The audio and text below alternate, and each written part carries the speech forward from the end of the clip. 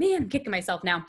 Sorry, guys. Okay, so yeah, so this quick little step allows just another, piece for students just to, they can feel overwhelmed when technology doesn't work. And so by giving them kind of two options, if it's not loading for whatever reason in their Canvas course, then they're at least able to get to it by clicking that link. But that's Carrie, can I ask a question? Absolutely. How do they access this every day? Could you go backwards to what it looks like so they click into it every day? Absolutely. So starting from the homepage, and I do like to try to minimize clicks as much as possible. So this is just like click on the subject button to get started. So again, if we're working, and ILIT is our integrated literacy. So we do science, social studies, and literacy all in one block. So students would click on this just to get to our integrated literacy lessons. This would be to get to their math. And then this is for our SEL. So they would click. So this is one click. And then I have kind of two SEL activities that my students will potentially participate. This one is a daily, where this one is more of a weekly activity. And then, so this is 2 clicks, but then this takes them right to that morning meeting page. So essentially 2 clicks to kind of get to where they're going. Thank you. Yeah, no problem. And again, it could be as simple as even like click here for morning meeting, and maybe that just takes them straight into that. And then that's only 1 click in. I try to think about like a 3-click rule. If my student has to click more than 3 times to get to something, it's likely going to be, they're going to get down a rabbit hole and then not necessarily know how to get back out. So yeah, great question. So to embed that slide, if I wanted a video there, I could just have my Google slide on automatic play, and you would just use the embed code for that one slide, and then it would just automatically play when they click that button. Yeah, absolutely. And honestly, adding a video, I'm not sure I would necessarily even do that through Google Drive. Canvas has a built-in, let me get to a page that I can edit. They have a built-in media recorder. So if you were just going to do a video, I would just use this feature, and I would either upload a video I already have, or you can record it. So you can see right there, I could record a video right into Canvas. So you don't necessarily even have to do it through Google, if that makes sense. Is that a paid feature through Studio, or does everybody have that? That one is not. Studio is an extra add-on, but that one is a free. The tricky part is I have no idea where those videos save, if I'm being completely honest. I'm sure they save somewhere because I know it asks you to give it a name. So I know it's in there somewhere, but I don't know where to find them. But it is a free feature of Canvas. Yep, great question. And then how do you know if you have the Google LTI? I'm Perfect. All of Nebraska with the paid version would have the Google LTI. I would assume so as well. And I should have asked that question, I'm sorry, before to know that answer for you guys. But for me in the new rich content editor, I click on these 3 dots and it brings up this little plugin. And so when I click on that plugin, these are all of my extra LTIs that I have access to. So this Google Apps right here, when I click on this, it will actually bring up my Google Drive. So that I can access everything that's in my Google Drive. I can choose to either embed it or link it. So if the only tricky part is I talked about Google Forms. Google Forms do not embed through this. You have to do it the way I showed. It's one of those like one-offs that gets wonky.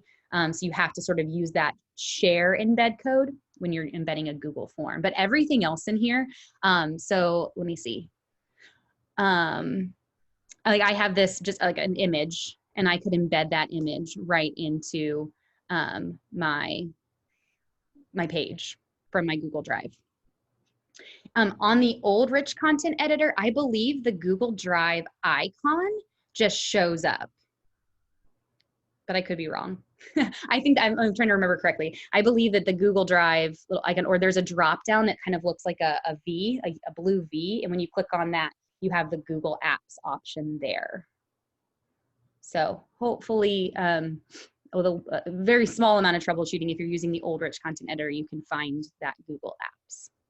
Thank you. Yeah, great questions. Any other questions?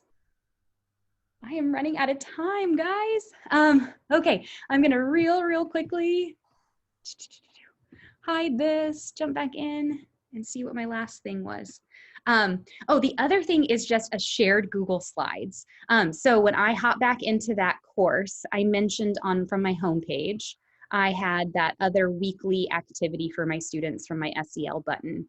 And this essentially is literally just I've shared a Google slide with my students. And so when they click on this, it takes them to a shared Google slide presentation. And so each student would get their own slide and then be able to add their favorite animal, add their favorite food, favorite color, favorite place. And really you can do anything with this. But getting your students used to sharing and collaborating, you might want to remind them of version history. So that way, you know, if they post something inappropriate, you'll know exactly who did it. So some digital citizenship woven in there. But it's kind of nice because then they can kind of click through and see what their friends have added. Again, it could be something you pull up during a Zoom and say, okay, we're going to take a look at what everyone's favorite animal is. And you could kind of go through this presentation. But it gives them a chance to kind of share about themselves, see what their other friends might be adding, all on this shared Google Slides presentation. So this isn't like anything like, you know, mind-blowing or anything like that, but it's something that our teachers used in the spring and was just kind of another way, again, you know, aside from the academic piece, a way to kind of get their students connecting and engaging with each other in Canvas.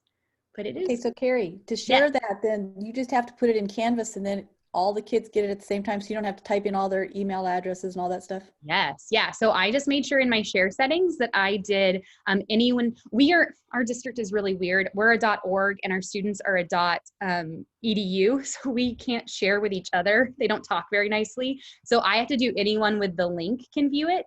But in your district, if you are on the same domain as your students, then you probably can set that to like anyone within your district. I can't do that because we're wonky. But yeah, so basically like I just made sure my share settings were correct. And then I was able to then just link that right out of Canvas. And when my students click that, they automatically have access to be able to edit it. Awesome. Yeah. That will save some time. Yeah, absolutely. And I'm just going to plug this real quick, just for those of you who may just be jumping into Canvas. There's also the ability to do a Google Cloud assignment. So that one, everyone's working on the same doc.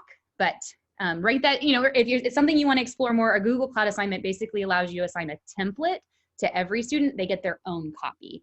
It's not something I'm jumping into in this session, obviously, since I'm already over time. But if that's something that you're like, okay, I get how they could be on one altogether, how could I assign one separately? Google Cloud assignments is something you might want to look into. Okay, so technically that is the end of my presentation. I am supposed to remind you guys to fill out that feedback form. Unfortunately, I've turned the chat off, but this is the feedback form. It'll be the same in every session. And then I have this Canvas for Elementary Facebook group, and then this is my Twitter handle as well. So if you want to reach out through either of those platforms and message me if you have any questions, those are what I'm checking the most because I'm technically not on contract, and so I'm trying to avoid my work email as much as possible. So those are venues that I am using instead right now. I realize that the session is over, but if anyone has any questions and wants to stick around, I obviously don't have my next session until 10:30, so I will be here to answer questions. All right, thank you guys so much. I hope that this at least gave you some ideas of some things you can do in Canvas to connect with your students. Thank you. Thank you. Thanks, guys. Thank you. Do you want us to go out and then come back in if we're staying with your next session, or? Oh, you can hang out. It's fine. Yeah, I will probably, once I kind of know, I'll probably mute myself and mute my video as I get the next stuff set up. But yeah, you can hang out if you'd like. And where do we find that link for the review? Here, let me real quick. I guess my question too is, where do we find the materials? Like, that's a really good question. That I do not know. But if I can chat with you guys, does that show up for you? Yeah, it does. Okay, good. I thought technically I turned the chat off. At least I think I did. I don't know. Still figuring things out in Zoom. But yeah, so that's the feedback form to fill out.